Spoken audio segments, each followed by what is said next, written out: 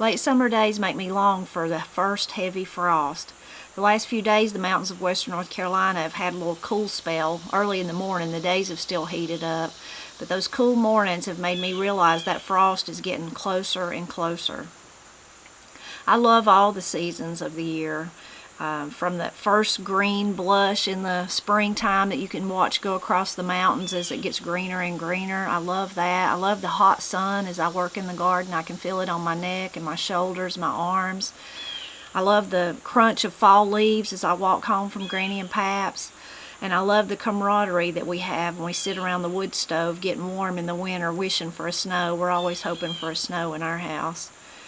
But if I had one time of the year that I don't like, there is one time of the year that I don't like, I should say, and it's right now. It's late August, early September. I think of it as the dying of summer. The leaves all kind of turn rusty colored around the edges, and of course the garden is dying back. Things that you've tended all summer, beans and tomatoes and those kind of things, you can see them just giving out. They've done all they're going to do. The days are getting shorter. You know, they're tired of the hot sun. They've run their lifespan. And that this time of the year makes me long for that frost, longs for winter, because I wish Old Man Winter, he's really the only one that can come and just mow it all down, push it all back. The other thing about this time of the year is that it's, because we live, Appalachia is a temperate rainforest, the growth in one summer is unbelievable. So all the bare spaces and kind of the overlooked spaces are just filled with weeds, most of them taller than I am by this time of the year. So every little space is just an explosion of growth from the summer. So it's just like a longing within me to see all that pushed back. And that's why I don't like this time of the year. But I know before long, few more weeks, this time of the year doesn't last long, it really will be fall of the year, and we'll have the cool nights and the warm days and the beautiful blue sky. The first cool morning that we have, like we had over the weekend, my husband always makes me and the girls come out either on the front porch or the back deck in the morning, early morning, so we can feel it. And I'm glad that he does that, because it forces us to realize and to pay attention to that first cool morning that comes to our mountain holler. And it's like the first indication that fall's not too far away. We'll still have a lot of hot weather between now and then. And in fact, the days that, like this morning was cool, but it's already heated up today. So fall's not here yet, but that's just a small indicator that it's on its way. Another indicator is this time of the year is ironweed is in full bloom in southern Appalachia. I showed you a picture of it at the beginning of this video. It's a beautiful wildflower. There's two varieties. The one variety grows to over 7 foot tall, and that's the one you most often see. You'll notice it in pastures and meadows and just abandoned places, growing by the side of the road in a lot of areas. It grows up my driveway like that, and by the time the blooming season is over, it'll fall over into the road. There's also a shorter variety that I think a lot of people plant in their gardens, and especially wildflower gardens, so they don't have to worry about it getting so tall like the other variety. But the tall variety is the one that you'll most often see. But I always think of ironweed as the last hooray of summer. It's like that last burst of color that's everywhere.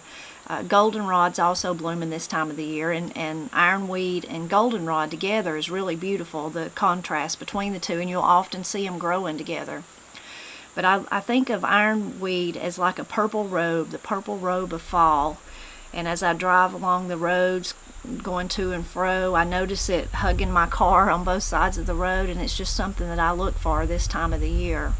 The phrase fall of the year is one you'll hear in Appalachia. You'll also hear spring of the year. And I never really thought about it until I was doing this video, but we don't say summer of the year or winter of the year, just fall of the year and spring of the year. I'll have to think about the significance of that, or maybe if you think about it and you've got a comment about it, please leave it. But those are phrases that you'll often hear. And fall in Appalachia is marked by kind of the same rituals or the same kind of things that go by every year. It makes you think of fall.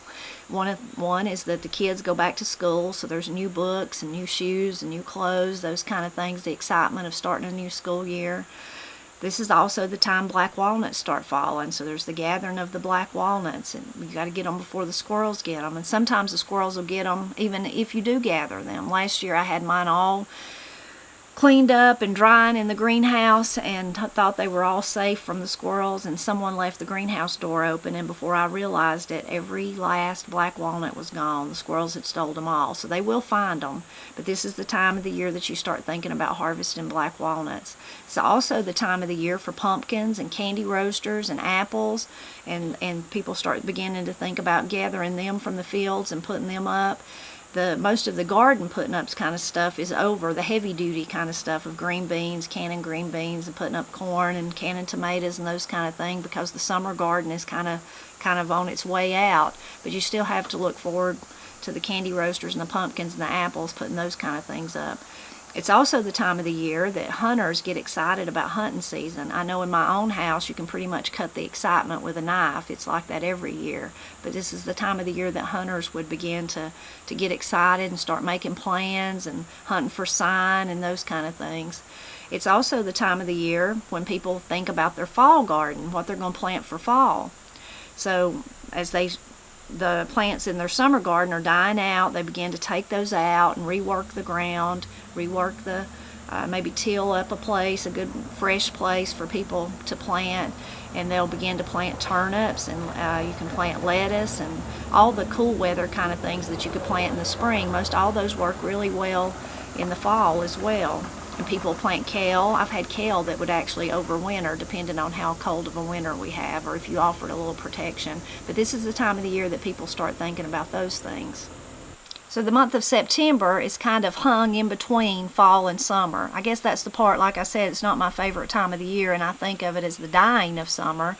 It is true that summer is dying or going away, but fall is not yet here yet. Not yet. It's still a few weeks away before true fall will be here.